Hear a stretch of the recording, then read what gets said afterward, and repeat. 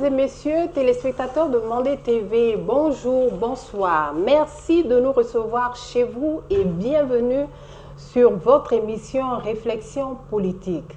Réflexion politique, votre émission, comme vous le savez très bien, nous abordons énormément de sujets dans le but d'entreprendre une réflexion, de poser une réflexion, d'essayer tout simplement de vous donner des réponses auxquelles vous vous posez à votre niveau. La santé de la reproduction est généralement considérée comme un domaine prioritaire dans le monde entier. Elle affecte la vie des femmes et des hommes. Elle est tout simplement un aspect fondamental de la vie. Bien établie, elle contribue à asseoir une bonne politique de la santé de la reproduction. Et nous le savons très bien, si nous parlons de la santé de la reproduction, nous parlons de la planification familiale. Et pour cela, on sait que sur le continent africain, que l'on dénombre le plus fort taux de mortalité maternelle et infantile, et ce malgré les évolutions sanitaires en matière de la prise en charge de la santé mère-enfant. L'une des alternatives, je viens de le dire tout de suite, est la planification familiale pour pouvoir améliorer ou préserver la santé de la reproduction. Où en sommes-nous au Mali? Quels sont les défis à relever? Nous le saurons sur ce plateau, et pour ce faire, nous avons choisi un thème. Notre réflexion du jour a pour thème santé de la reproduction, les défis de la planification familiale au Mali. Chers téléspectateurs de Mandé TV, nous avons le plaisir d'avoir sur notre plateau deux invités pour pouvoir en débattre. Notre premier invité est Dr Ben Moulay Idriss. Il est le directeur général de l'Office national de la santé de la reproduction du Mali, ONA-SR. Docteur Idriss, bienvenue sur le plateau de Mandé TV. Merci, bonjour à tous les téléspectateurs et je remercie beaucoup Mandé TV pour être là encore une seconde fois. Merci d'avoir accepté l'invitation. Notre second invité est professeur Ibrahim Ousmane Kanté. Il est gynécologue au centre hospitalier universitaire du Pongé. Professeur Kanté, merci. Bienvenue. Merci beaucoup. Merci d'être sur notre plateau. Merci, c'est un plaisir. Merci, partagez. Merci, elle est partagée. Merci. Alors, chers invités, pour entrer dans le vif du sujet, pour pouvoir aborder notre thème, moi j'aimerais tout simplement vous demander quelle analyse faites-vous de la santé de la reproduction au Mali? Qu'on ait une idée, ensuite on pourra évidemment avancer. Très bien, donc je commencerai par dire que Mandé TV est une télévision citoyenne qui s'intéresse beaucoup à la santé de la mère et de l'enfant. Et aujourd'hui, appeler effectivement les professionnels en la matière pour en parler ne nous surprend guère.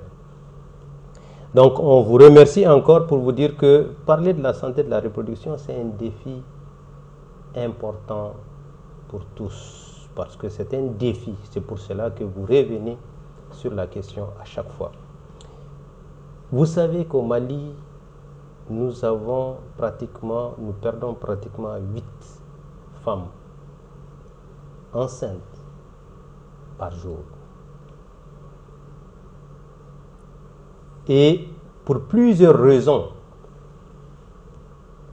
Et vous savez aussi que la planification familiale est une des solutions pour éviter ces décès qui sont liés à des grossesses rapprochées, trop rapprochées, des grossesses trop tardives, des grossesses précoces. Et que tout cela, à travers aussi des retards que nous constatons de la prise en charge du niveau communautaire jusqu'au transfert au niveau des centres de santé et la célérité de la prise en charge. Tout ceci concourt au décès de la femme enceinte. La santé de la reproduction, c'est le début, le milieu et la fin de toute communauté, de toute vie humaine. Parce que c'est de la conception jusqu'à la ménopause ou l'andropause que nous prenons en charge. Ça veut dire que c'est une prise en charge holistique de l'être humain, la femme, le nouveau-né, l'enfant, l'adolescent, le jeune. Donc c'est l'ensemble de cette prise en charge, surtout sexuelle et reproductive de l'être humain, et qui nous amène vraiment à traiter toutes ces questions et ces difficultés autour de la thématique. Et globalement, cette santé de la reproduction interpelle tous les professionnels de santé, que ce soit au début de leur carrière, au milieu de leur carrière et en fin de carrière. Parce qu'on est confronté régulièrement à la problématique de la femme enceinte. Et au Mali, nous avons 5 197 000 femmes en âge de procréer de 15 à 49 ans. Donc pour vous dire que c'est vraiment significatif, c'est un nombre assez important, c'est pourquoi nous avons 2500 décès aux environs. Et ces décès liés au fait que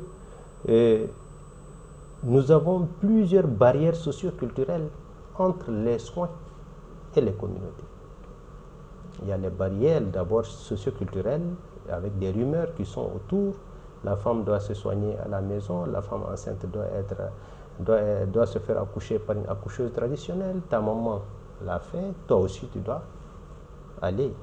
C'est en parenthèse, je vous dis, si nous parlons tout de suite de la mutilation génitale, nous sommes dans la journée internationale de la lutte contre effectivement tout ce qui est fistule obstétricale. C'est la journée qui s'ouvre aujourd'hui, 22, c'est le 23, la journée internationale. Pour vous dire qu'au Mali, nous avons près de 2000 femmes qui vivent avec les fistules par an. Et on ne peut prendre que 10% parce que c'est 10% qui viennent vers les structures de santé. Pour vous dire que combien de fois la santé de la reproduction au Mali ne peut pas évoluer sans l'implication active et intime de la communauté. Et l'État, quand on prend l'État, a vraiment déployé des moyens extraordinaires parce quand on prend les chiffres des centres de santé communautaires pour rapprocher les soins aux populations, nous avons quitté 500 vers les années 2000. Aujourd'hui, nous sommes dans les environs de 1500 et quelques centres de santé communautaires pour rapprocher, sans parler effectivement des maternités rurales qui existent. Sans parler aujourd'hui des centres de santé de référence et des hôpitaux secondaires qui existent. C'est vrai que c'est lié à la démographie et effectivement l'État suit la démographie pour essayer de rendre accessibles les soins. Mais nous sommes un pays aussi qui réellement aujourd'hui est dans une grande problématique humanitaire qui rend l'accessibilité de ces soins-là difficile pour les femmes dans une zone importante du pays, du centre jusqu'au nord, où des centres de santé ont été dévastés, où des centres de santé de référence dévastés, où les femmes fuient effectivement la guerre et se retrouvent dans des positions difficiles et n'ont pas accès. C'est pourquoi l'État est en train de réfléchir pour rendre accessibles les soins à travers une équipe mobile. Et l'expérimentation est faite. Et nous allons aussi faire la mise à échelle de cette expérimentation. Pour vous dire que l'État déploie des moyens assez importants dans la césarienne, qui constitue un indicateur aussi fort de lutte contre le décès maternel. Mais beaucoup de choses restent à faire, mais beaucoup a été fait. C'est pour ça notre réflexion aujourd'hui, pour réfléchir à tout ça, pour répondre aux questions que nous nous posons et que les citoyens chez eux se posent aussi. J'aimerais bien avoir l'analyse de professeur Kanté qui est dans la pratique. Aujourd'hui, vous êtes gynécologue au centre universitaire du Point G. Vous êtes au contact des patientes, des patients pour dire votre analyse. Je vous remercie de m'avoir accepté sur ce plateau. Remercier mon collègue Dr Ben pour son éloquence et remercier tous les téléspectateurs qui nous suivent. Tout d'abord, je disais que la santé de la reproduction, c'est un tout. C'est la base du développement d'un pays parce que c'est un domaine qui s'occupe de la santé des adolescents, des jeunes, des vieux.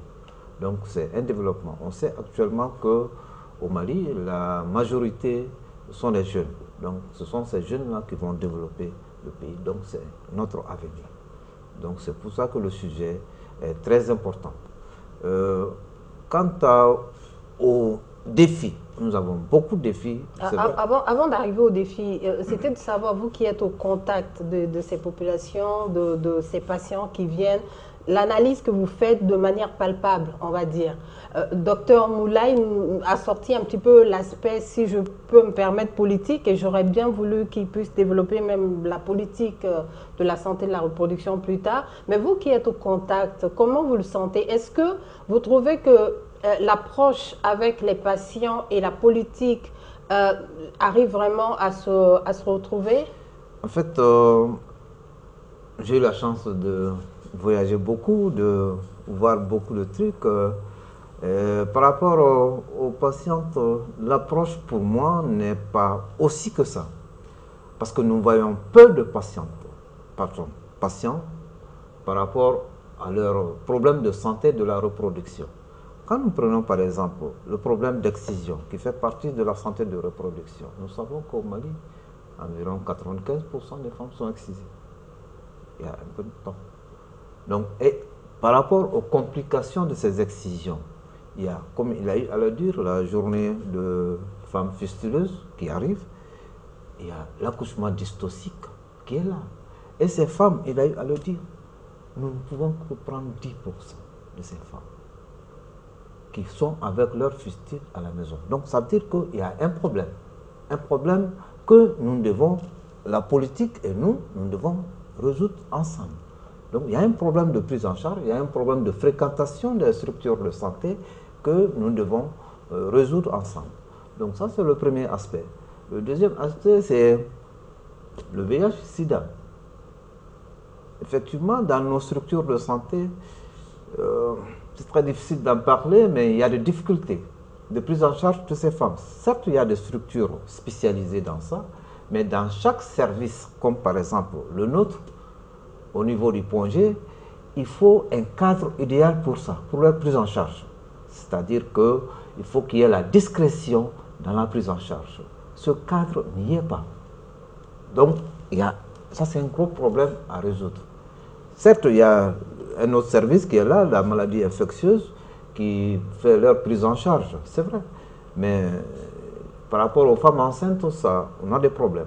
Et on a des problèmes d'équipement par rapport à leur prise en charge, parce qu'au cours de l'accouchement, il faut des choses plus...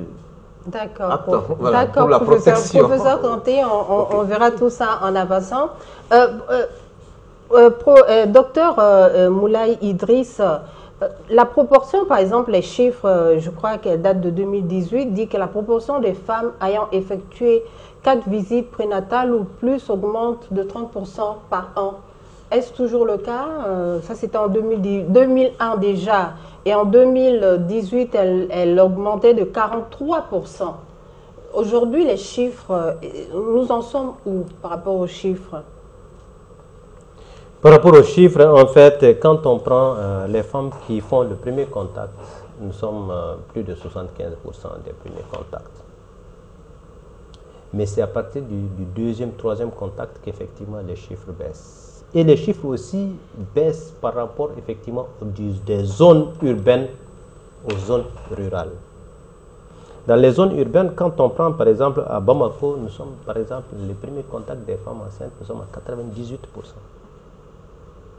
Toutes les femmes enceintes partent vers les structures de santé. 98% des femmes enceintes font les CPN à Bamako. Mais quand on prend, par exemple, on prend une zone comme Gao, nous sommes à 52%. Quand on voit encore une zone comme Kidal, nous sommes à 26%. Donc pour vous dire, à Tombouctou, nous sommes dans les environs de 27%.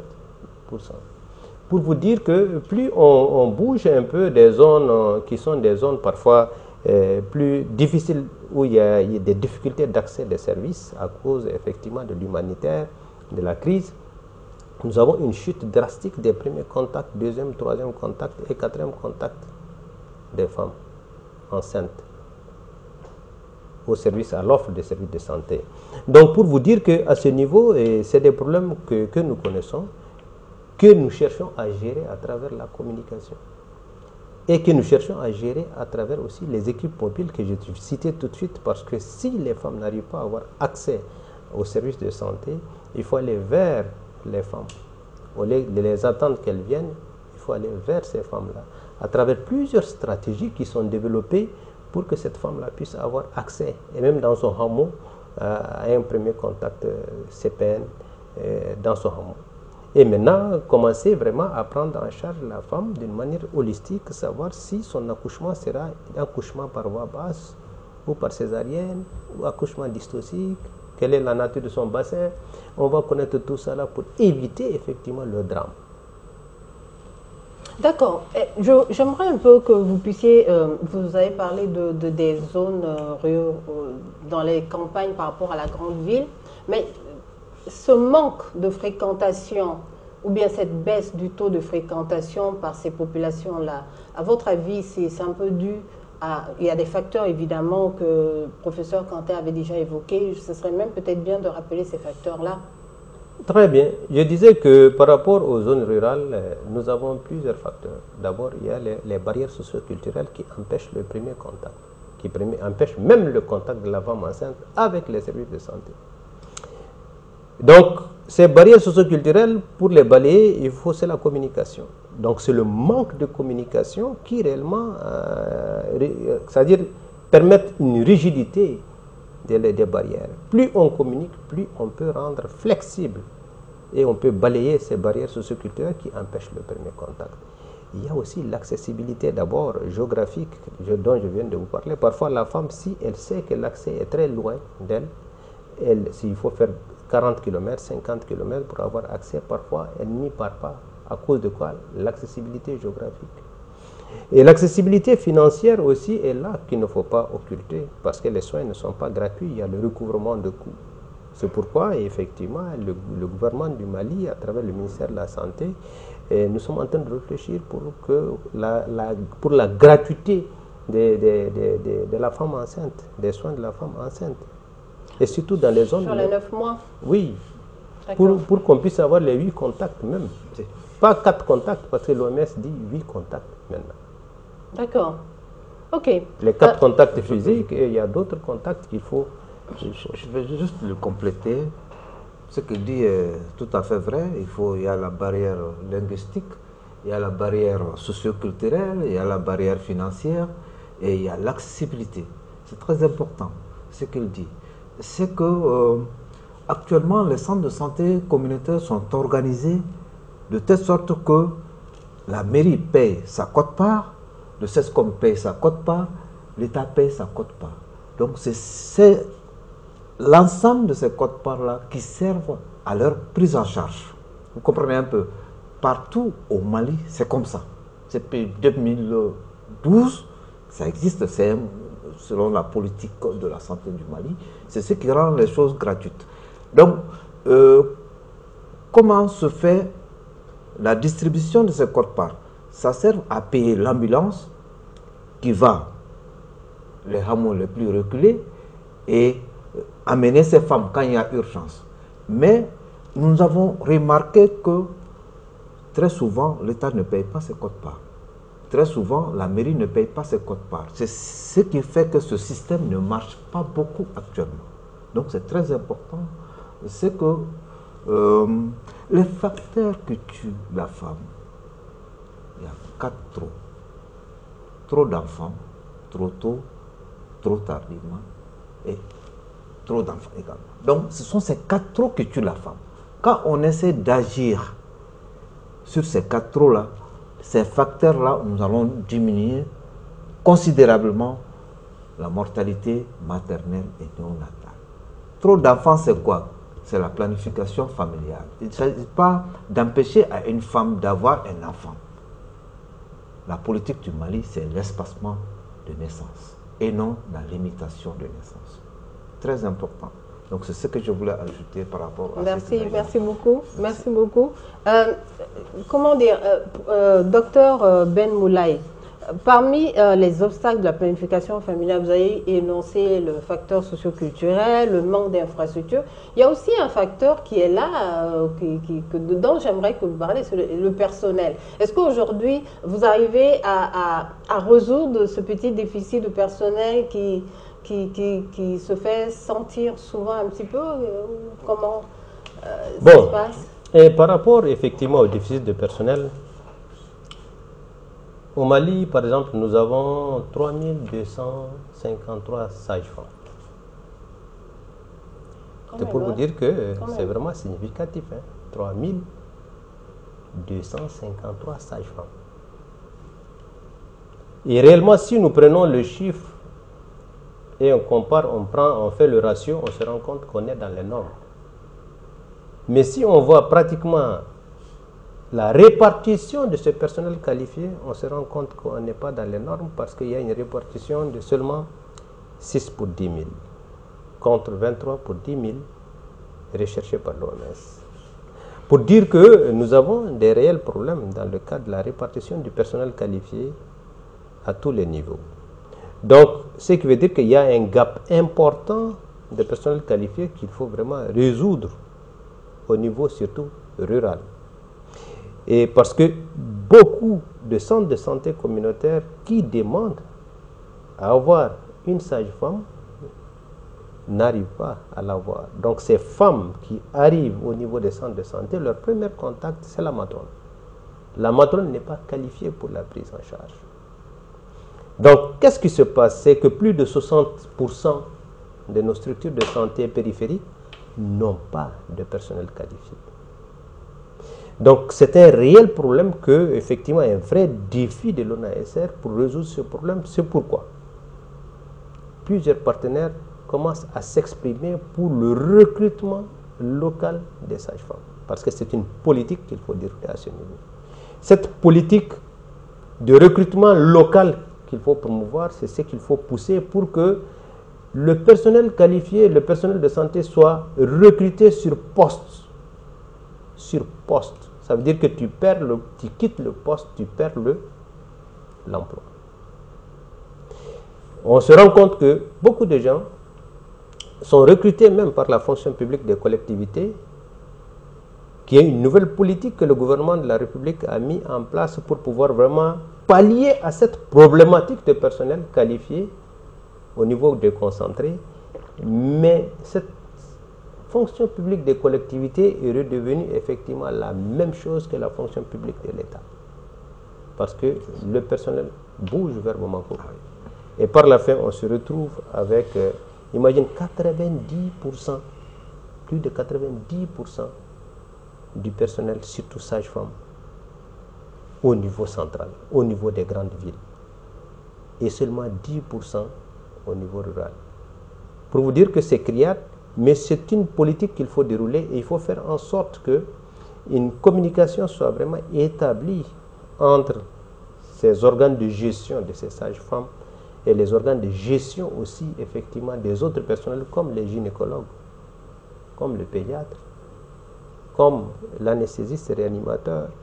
Cette triade de personnel qualifié, on en a besoin dans tous les centres de santé de référence. Mais combien de centres de santé de référence en ont? Moins de 30%. Pour dire tout simplement que c'est important que ce problème soit réglé pour qu'on puisse régler une partie de la prise en charge de la femme enceinte et éviter le drame. Justement, qu'est-ce que vous êtes en train de mettre en place ou bien qu'est-ce que la politique prévoit pour pouvoir solutionner cela au mieux, en fait? Et bon, maintenant, par rapport à la politique, c'est ce que j'ai dit tout de suite. J'ai dit que le gouvernement de la République a mis en place deux fonctions publiques. Une fonction publique des collectivités et une fonction publique de l'État. Et en réalité, quand les postes ont dit qu'il y a un recrutement qui est fait, au niveau des collectivités, c'est local. Ils recrutent localement, mais les agents se retrouvent au niveau central après 1 an, après 2 ans. La fonction publique de l'État, c'est le même cas. Donc, qu'est-ce qui se passe? C'est qu'il faut développer une nouvelle politique de fixation des agents au niveau des postes. Pour que quand, par exemple, Dr Kanté est recruté, il est recruté pour servir à Ménaka. pour 5 années au moins. Donc, pour dire que ça, nous sommes en train de vouloir pousser ça pour que le recrutement local soit vraiment une politique réelle du gouvernement. Surtout par rapport à l'agent de santé, surtout qualifié. Pas seulement un recrutement local, mais recruter et faire en sorte qu'il reste... Ça, c'est un d'abord. Deux, c'est que nous avons un réel problème de recrutement tenant compte du besoin. Parce qu'en réalité, le recrutement à la fonction publique, le ministère de la Santé fait le point, envoie son besoin au niveau de la fonction publique. La fonction publique dit, bon, moi je n'ai qu'une enveloppe de, par exemple, tel franc. Donc, au lieu de prendre 20 médecins gynécologues, je prendrai 2. Donc, là aussi, il est important que cet arbitrage soit fait selon les besoins de la population pour éviter le décès maternel. Et comme les gens ne font pas le lien entre, c'est-à-dire la lutte contre la mortalité maternelle, la planification familiale, la présence du personnel qualifié et le développement, c'est difficile parfois de comprendre comment effectivement l'agent aussi de la fonction publique agit. Mais il agit aussi selon effectivement les ressources disponibles. Bon, l'État, pour pallier à ce problème d'insuffisance de ressources, l'État développe une politique parallèle avec les partenaires pour que les partenaires appuient l'État dans le cadre du recrutement, même si c'est temporaire. C'est ce recrutement temporaire pour prendre en charge les gaps. C'est dans ce sens, effectivement, que le projet SWET et l'UNFPA ont fait un vaste recrutement de sages-femmes pour les poster, effectivement, dans des postes au niveau rural. Et nous avons autour de 500 sages-femmes qui sont recrutées et pour pouvoir vraiment aider le système de santé. Donc c'est un appui au système de santé que ces sages-femmes sont recrutées à des postes vraiment sensibles où effectivement le taux de décès maternel est très élevé et lié aussi à la démographie. D'accord.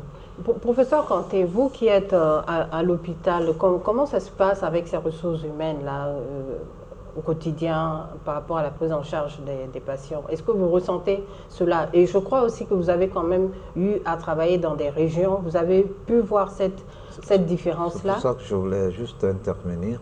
Ce qu'il a dit est juste. Il faut une bonne répartition des personnels de santé. Certes, c'est fait, mais l'applicabilité, ce n'est pas ça. En fait, c'est le défaut de l'État. Il faut que l'État s'impose. À son temps, il était le Premier ministre, ministre de la Santé, Modibo Sidibé. Il avait affecté, il y avait ouverture d'un concours de la fonction publique par rapport aux sages-femmes. Et Bamako n'était pas un lieu où on devait être affecté. Il a affecté toutes les sages-femmes dans la région. Ça, c'était très bien. Mais il n'y a pas eu de suivi. Parce que après qu'il a quitté le ministère de la Santé, toutes les sages-femmes se sont retrouvées à Bamako. Ça, c'est un aspect qu'il faut vraiment mettre l'accent dessus. Tu es recruté pour telle place, tel village, tu dois le faire. Et le durée minimum, je pense que dans la fonction publique, le durée minimum, c'est 3 ans.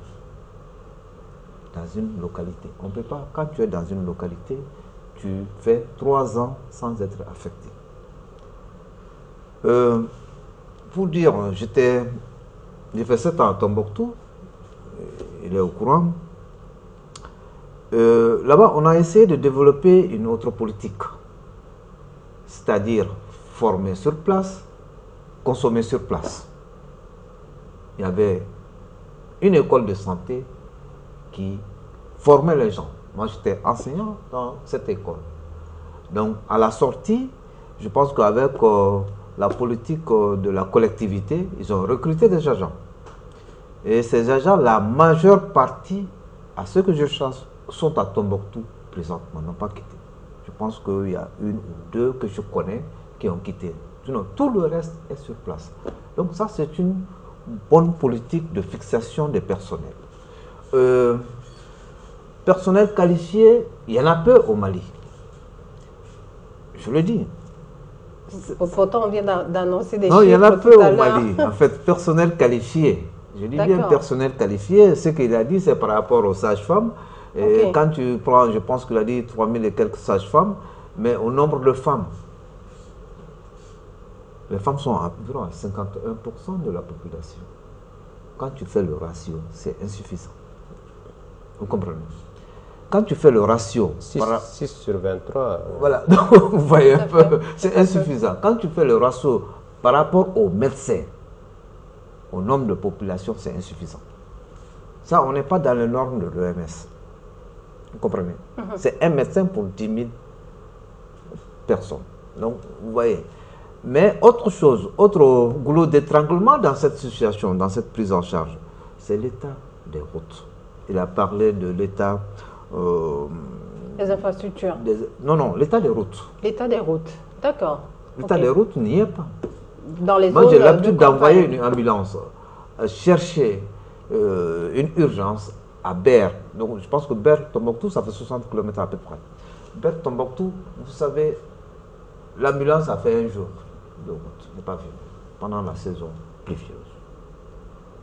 Donc, il y a cette politique que l'État devrait développer, faire les routes praticables à toute saison. Pendant la saison pluvieuse, il y a des zones qui sont inaccessibles. Par exemple, derrière le fleuve, il faut prendre la pirogue pour aller chercher les urgences et les amener. L'ambulance ne peut pas traverser. Certes, il y a le bac. Mais souvent, le bac n'est pas fonctionnel tout le temps. Donc, on a cette petite difficulté. Difficulté de route. Difficulté de personnel. Certes, il y en a, mais ce n'est pas en quantité suffisante pour la population. Et difficulté également de matériel où lui et moi, on va en parler. On a réellement des difficultés de matériel. D'accord. Donc ça veut dire qu'il y a quand même un petit aspect qui ressort à travers ce que vous venez de dire tout de suite. Ça veut dire la couverture en structures socio-sanitaires au Mali. Qu'est-ce que vous pouvez dire par rapport à ça? Non, ça veut dire que les centres de santé sont très éloignés des uns des autres. Dites-nous quelque chose là-dessus. En fait, quand on prend le nombre de centres de santé au Mali, je vous ai dit que nous sommes à plus de 1500 centres de santé communautaires. Nous avons à peu près de 500 maternités, les maternités rurales. Nous avons vraiment beaucoup de structures de santé. Mais l'existence d'une structure de santé, elle est différente effectivement de l'existence des soins professionnels qualifiés. La structure est là, mais la structure ne donne pas les soins qualifiés. Parce que la structure n'a qu'une matrone. Une matrone ne peut pas faire face effectivement à la problématique de femmes enceintes, la problématique du nouveau-né. Donc il faudrait avoir vraiment un personnel qualifié qui a quand même un niveau, le niveau requis pour cela.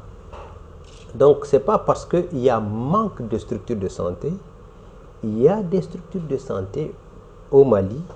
Nous avons 1500, nous avons 700 SONU.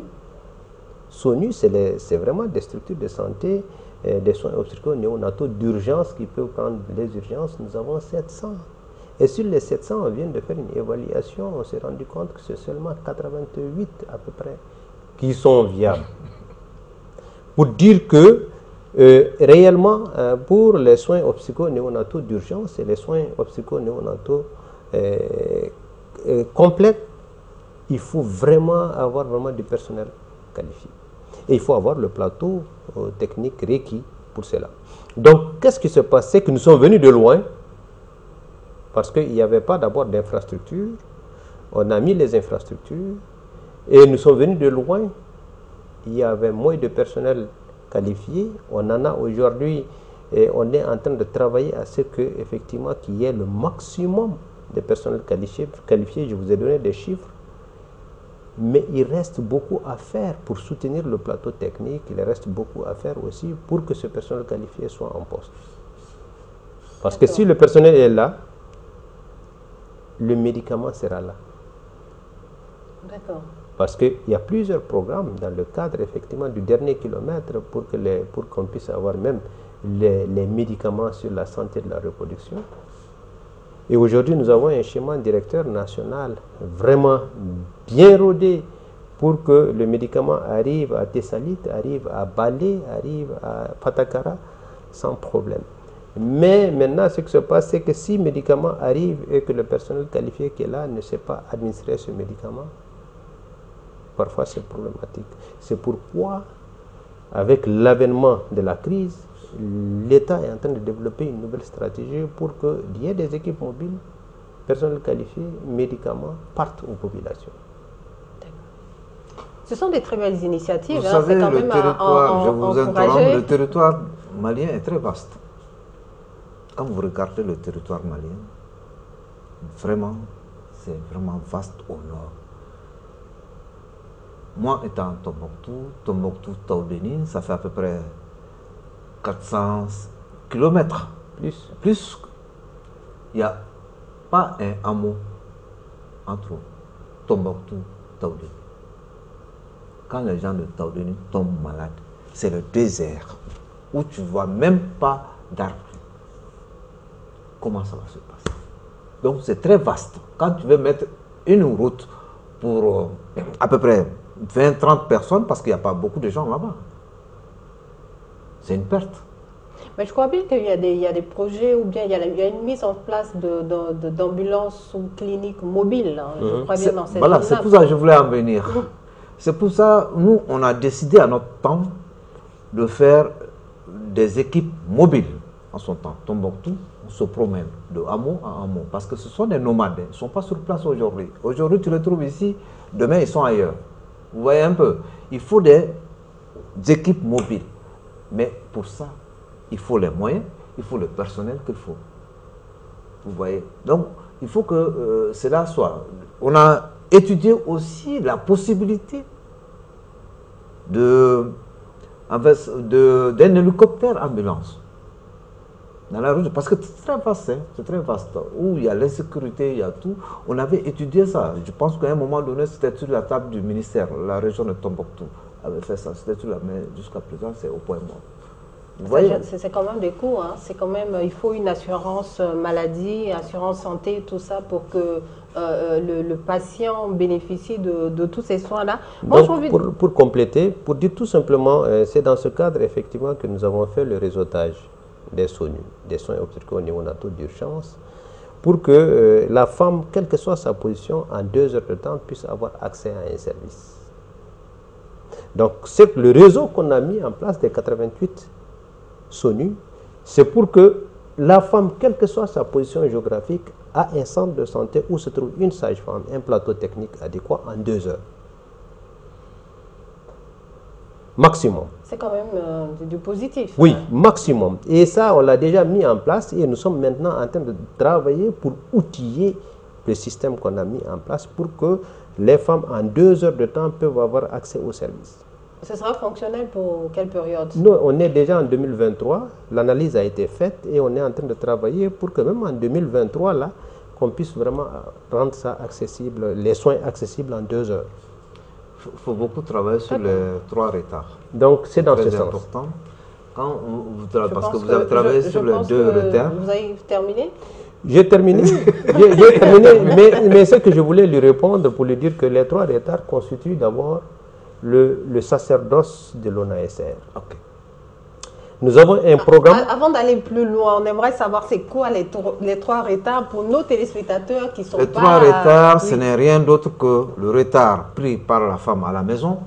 Ça, c'est le premier retard. Le deuxième retard, c'est la route. Le troisième retard, c'est au centre de santé, sa prise en charge. Sa prise en charge. Justement. Donc, il a parlé de retard de la prise en charge, mais la route, on n'en a pas discuté à la maison. Il faut agir. Parce que si le chef de village, le chef de famille n'est pas là, personne n'ose prendre la décision, même si la femme va. Très bien. Donc je réponds. On y va.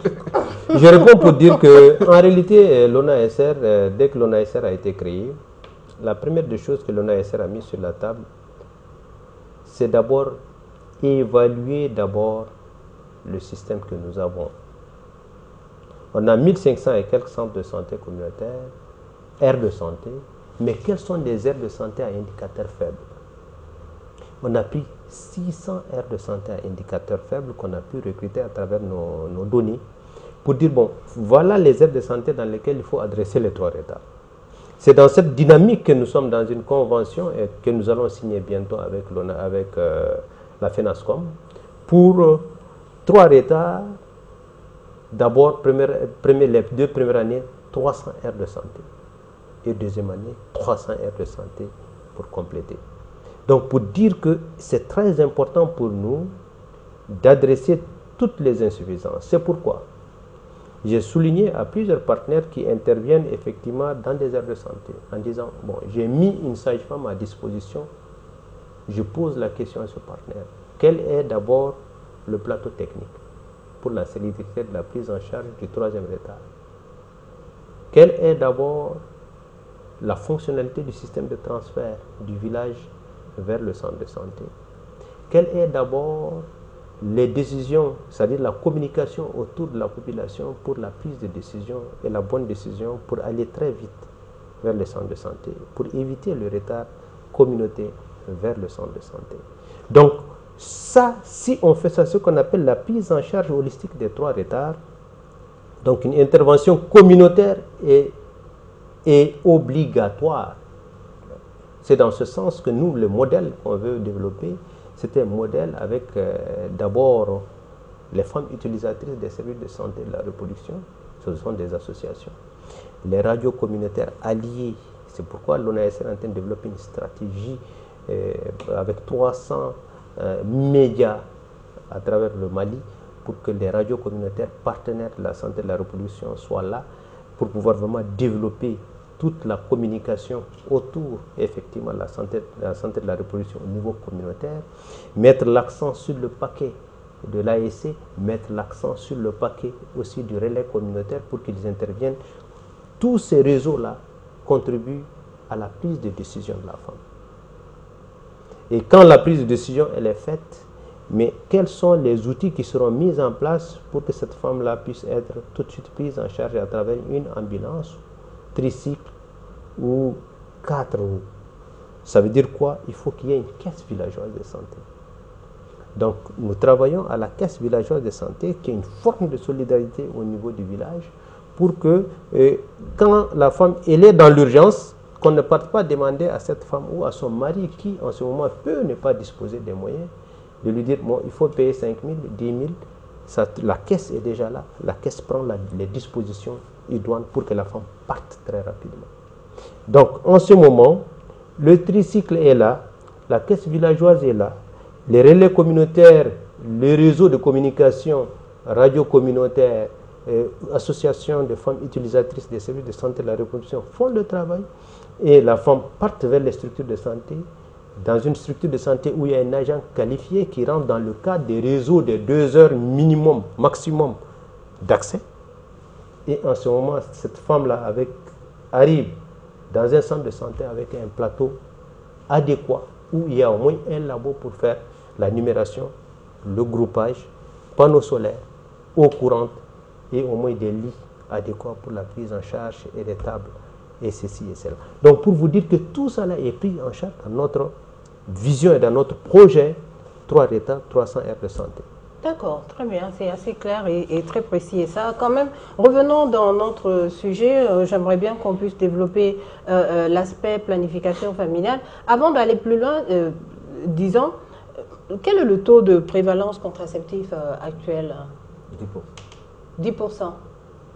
Je voudrais que le professeur puisse parler 10%.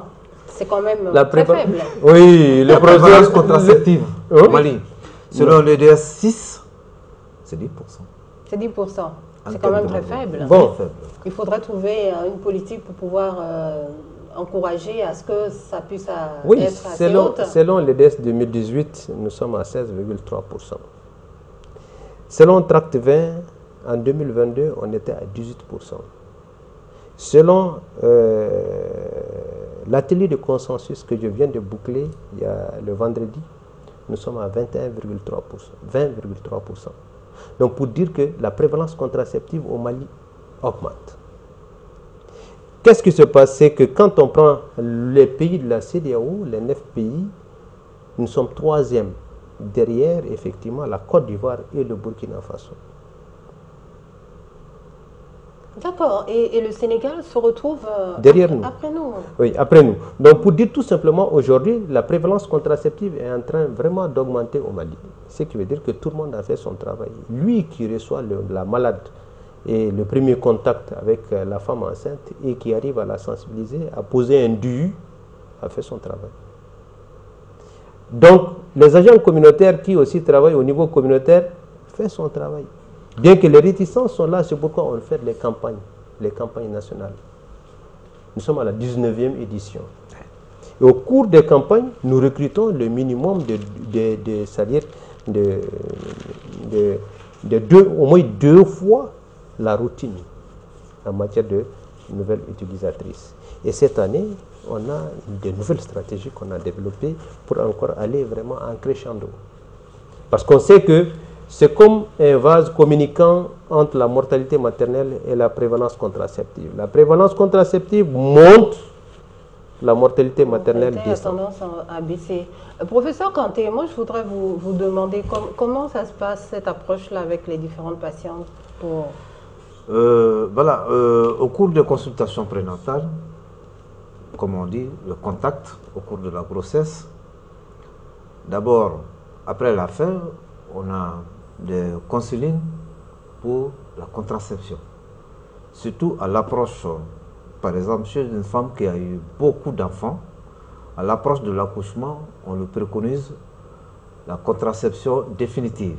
Cette contraception définitive, c'est la ligature, résection et trompe. C'est-à-dire qu'elle ne peut plus concevoir naturellement. Donc, chez les femmes qui ont des problèmes cardiaques, diabétiques, hyperthyroïdie, hypothyroïdie, on leur conseille ça, qu'ils ont le nombre d'enfants désirés.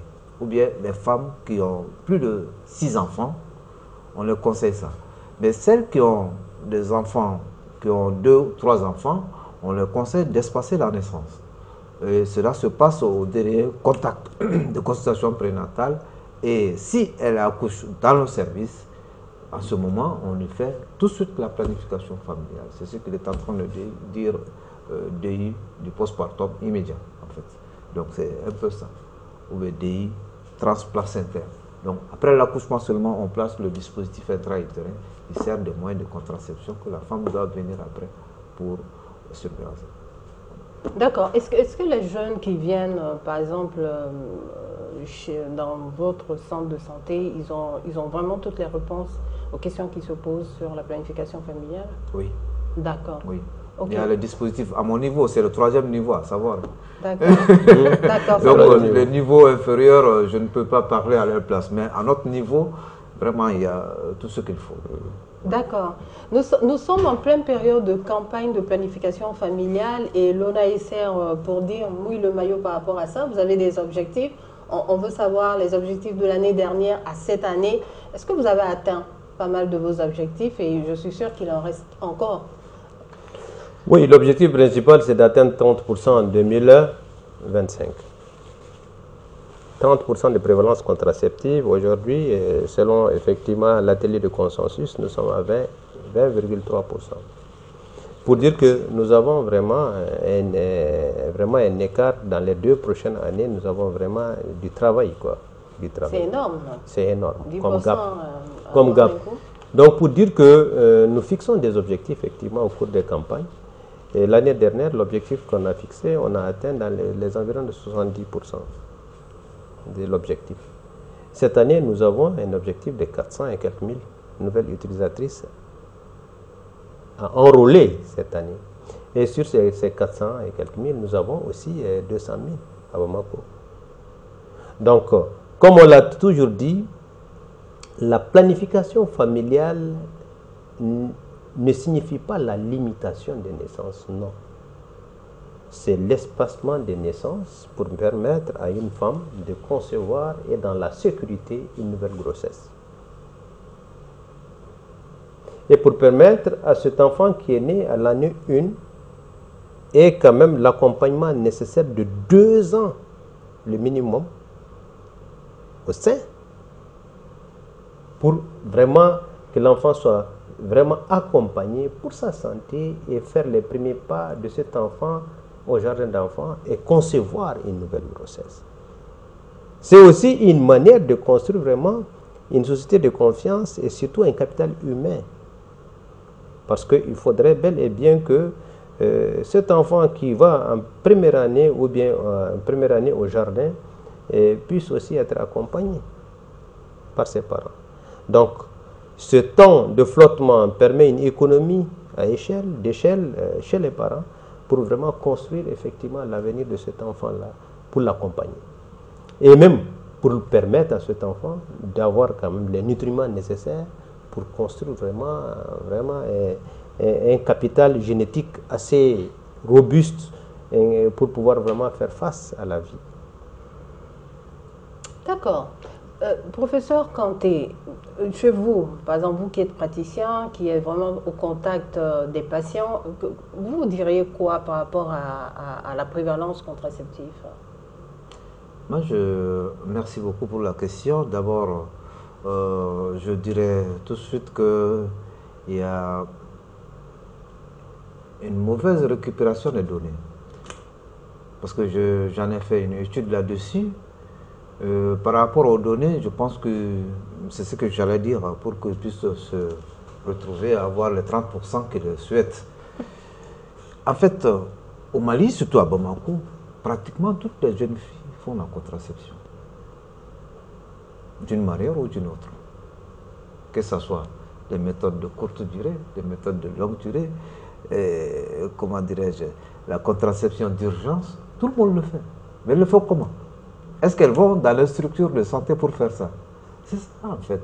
Il faut chercher à savoir comment avoir ces données-là. C'est très important. C'est un défi important. C'est très important. Tout à fait. C'est pour ça qu'il faut approcher d'abord les pharmacies. Parce que c'est là-bas qu'elles vont payer. Pour mettre un registre, au moins les identifier.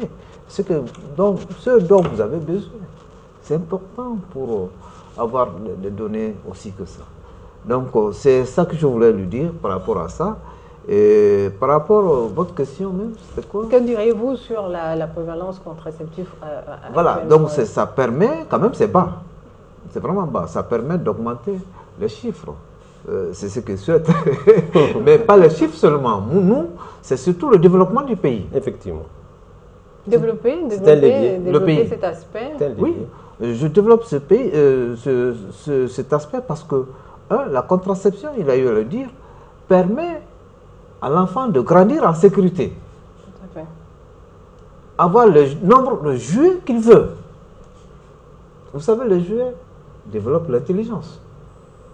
Quand un enfant est intelligent, il va à l'école, ben, il sera un président un jour. Comme on le dit, ce ne sont pas tous les présidents qui sont intelligents quand même. Vous voyez un peu, il sera un génie. Quand il sera un génie, ce sont ces génies-là qui vont faire avancer le pays. Il sera docteur en médecine, docteur en sciences, comme ça, ceci, cela. Ce sont le capital humain. Capital humain qui vont Exactement. nous faire développer. Ça, c'est très, très important. Mais l'aspect, je voulais juste éclaircir, il y a une nuance entre la contraception et la planification familiale. La contraception, c'est l'espacement des naissances. Rien que ça. La planification familiale, c'est un tout. C'est la lutte contre les infections sexuellement transmissibles, c'est la lutte contre l'infertilité, c'est la lutte contre le VIH-Sida, ainsi de suite. La santé des adolescents, la planification familiale s'occupe de tout ça, en fait. Mais la contraception s'occupe uniquement que de l'espacement des naissances dans notre contexte au Mali, je dis bien. Exactement. La planification familiale, ça on a compris que vraiment c'est un aspect qui rentre même dans l'économie du pays. Moi je voudrais continuer avec Dr Ben Moulay. Vous avez parlé par exemple des freins, des difficultés et comment vous impliquer et donner une certaine compréhension des populations. C'est vrai que vous avez évoqué la communication, mais dans des zones où par exemple c'est très difficile d'avoir accès à ces populations-là. Vous avez une autre stratégie qui est différente de la stratégie de la communication seulement? Bon, en fait, je vous ai parlé des stratégies qui sont les stratégies régulières connues par tous au niveau communautaire. Au niveau communautaire, nous avons des organisations communautaires qui existent sur lesquelles il faut poser une communication. Parmi ces organisations communautaires, je vous ai parlé d'abord effectivement de tout ce qui est association de femmes utilisatrices des services. Les associations tout court des femmes qui existent au niveau communautaire, des jeunes qui existent au niveau communautaire. Il faut poser sur ces associations-là une communication entre pairs. Et vous avez été certainement père éducatrice. Vous savez qu'entre pairs, il y a des communications, des choses qui peuvent se passer. On peut communiquer d'une manière très facile et pour faire passer les informations. Nous avons la communication à travers les réseaux comme Urtel, comme les autres réseaux des médias dans lesquels quand on fait passer une communication, ça va jusqu'au niveau communautaire dans les radios rurales qui sont les plus écoutées. Nous avons aussi de la communication à travers les ASC et les relais communautaires. Dans leur paquet d'intervention, il y a la communication. Donc tous ces réseaux de communication sont utilisés pour amener une femme X à aller vers les services de santé. Donc je voudrais rebondir sur l'idée des données dont il a parlé, qui constitue un défi majeur du système de santé. C'est la collecte des données et les données de qualité, la promptitude de ces collectes-là. Donc imagine que l'année dernière, si je te donne, on n'a pu collecter que 52% des données. Imagine 48% des données existent, mais les données ne sont pas remontées dans le système de santé d'information. Donc pour dire tout simplement que j'ai approché effectivement des DTC, les directeurs techniques des centres de santé communautaire, mais pourquoi à ton niveau tes données sont assurées? Ah non, vraiment, effectivement j'ai les données, mais je n'ai pas pu faire remonter les données. Pour dire que cette année, on est en train de développer une nouvelle stratégie pour accélérer la remontée des données. C'est pourquoi on a des journées de données hebdomadaires qu'on est en train d'organiser à l'ONASR et ailleurs pour que hebdomadairement qu'on puisse contrôler la remontée des données. On amène les chargés 6 et on remonte les données ensemble. D'accord. Donc pour dire que ce qu'il dit est réel. Au Mali, si on arrive à collecter les données normalement, on va dépasser beaucoup de pays. Beaucoup de pays. Mais la planification familiale est un maillon, un levier essentiel de développement économique et social. Tous les pays dans lesquels les couples ont pu planifier les naissances en mettant des écarts de naissance pour éviter la facture sanitaire de la femme, de l'enfant. Parce que quand les enfants sont rapprochés, il y a une facture énorme de santé qui tombe sur l'homme. Et quand ces factures de santé tombent régulièrement sur l'homme, il ne peut pas avoir les ressources nécessaires pour construire leur avenir. Tu as 12 gosses.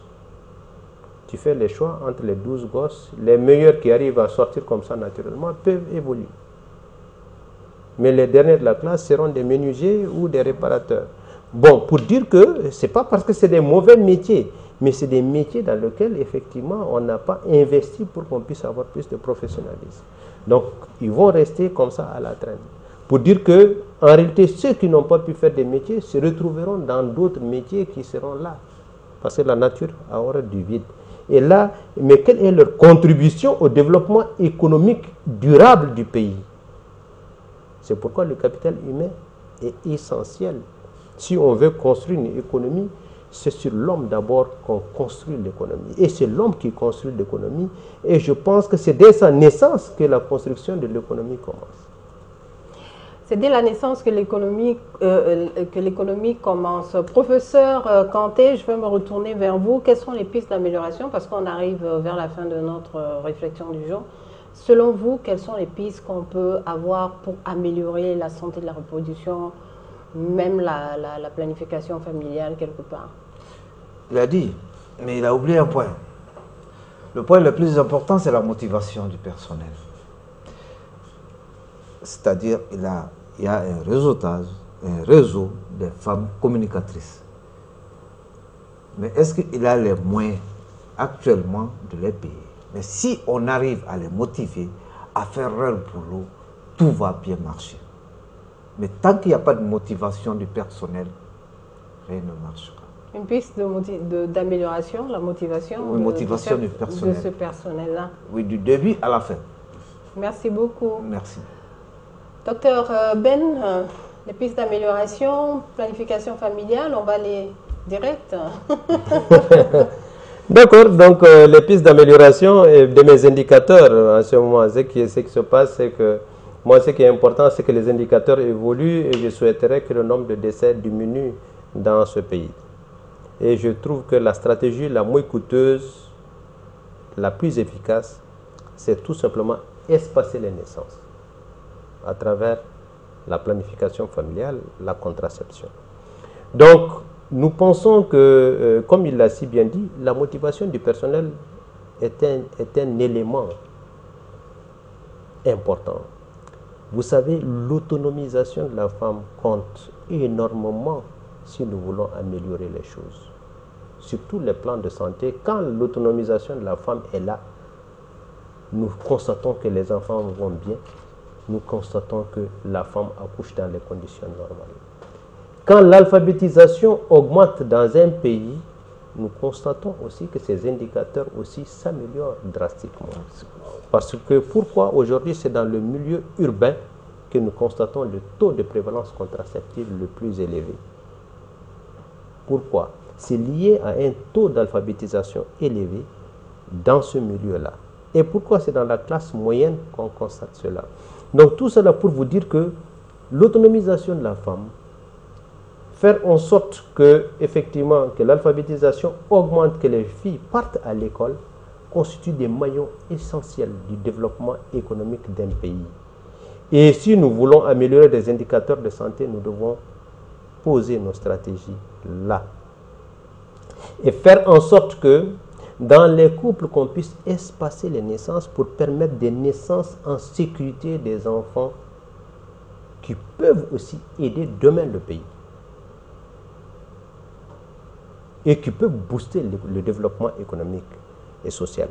Donc pour dire que la campagne de planification au Mali est une campagne qui se fait depuis 19 ans. Et depuis 2015, le Mali commence à prendre l'ascenseur de la prévalence contraceptive normale. Et je pense que des défis restent, mais cette année, nous voulons vraiment aller d'une manière accélérée. C'est pourquoi la campagne nationale de cette année, la 19e édition, a 3 leviers. Le premier levier, c'est la campagne ordinaire qui se passe dans les aires de santé, dans les centres de santé de référence, partout au Mali où les produits sont gratuits. Et cette campagne est associée au dépistage du cancer du col de l'utérus et du sein, qui constitue un problème très sérieux au Mali, un drame. Parce que le cancer du sein, le cancer du col de l'utérus, dépisté tardivement, la première année, on perd 30% des patients. Et pourtant, nous avons couplé ces deux-là pour qu'en même temps, qu'on puisse dépister et qu'on puisse aussi donner les produits contraceptifs. Deuxième levier, c'est le levier d'intensification à Bamako où on a impliqué le secteur privé qui constitue plus de 60% du système de santé. Les cliniques privées pro-femmes et en même temps les pharmacies privées. Nous avons recruté 100 pharmacies privées qui sont impliquées dans la campagne cette année. Et nous allons commencer à récolter les données au niveau de ces pharmacies privées pour que, effectivement, qu'on puisse améliorer la prévalence. Nous avons impliqué les garnisons militaires. On a 5 garnisons militaires où, effectivement, nous avons des femmes qui y partent. Et les quartiers environnement se font consulter à ce niveau. Il faut les impliquer et ils sont aussi impliqués dans la campagne cette année. Nous avons aussi impliqué les campus universitaires à travers le 3e levier, ce qu'on appelle e-campagne. E-campagne, c'est pour vraiment aller à l'information des jeunes dans leurs réseaux sociaux. Parce qu'on n'a que 37% des jeunes qui ont l'information complète sur la santé de la reproduction et la planification familiale. Et sur les 37%, on n'a que 17 qui partent vers les structures de santé pour un besoin et parfois pour même d'autres causes. Pour vous dire que ce e-campagne est une campagne qui va aller dans les réseaux sociaux et ça a commencé depuis une semaine. Nous allons faire la première évaluation cette semaine, qui va travailler sérieusement dans les réseaux sociaux pour amener les jeunes à se mobiliser et pour aller vers les structures de santé. Et l'année dernière, on a mobilisé plus d'1,2 million jeunes. D'accord. Efficacement, pour dire que cette année, nous voulons aller vraiment à un chiffre assez important pour qu'on puisse avoir la contraception au niveau des jeunes, pour qu'on puisse voir ça une réalité. Pour que ça soit une réalité, il faudrait aller dans le réseau. Tout à fait. Donc nous avons 200 000 nouvelles utilisatrices à mobiliser à Bamako. D'accord. Ce sont des pistes d'amélioration et on voit que c'est surtout une stratégie qui est vraiment savamment ficelée, orchestrée et tout ça. Nous sommes au terme de notre réflexion du jour. Et messieurs, en une seconde seulement, vos mots de la fin. Merci. Merci. D'abord, je remercie Mandé TV de nous avoir accueillis ici. Je remercie mon collègue éloquent qui sait bien parler de la politique, mais dans l'application, il faut être assidu en fait dans l'application parce que c'est ce qui nous manque beaucoup. Je remercie tous les téléspectateurs qui nous regardent en ce moment. Ce que je voulais dire, c'est surtout que la planification familiale, c'est très bon pour le développement d'un pays. C'est à partir de là qu'un pays peut se développer. L'État doit mettre l'accent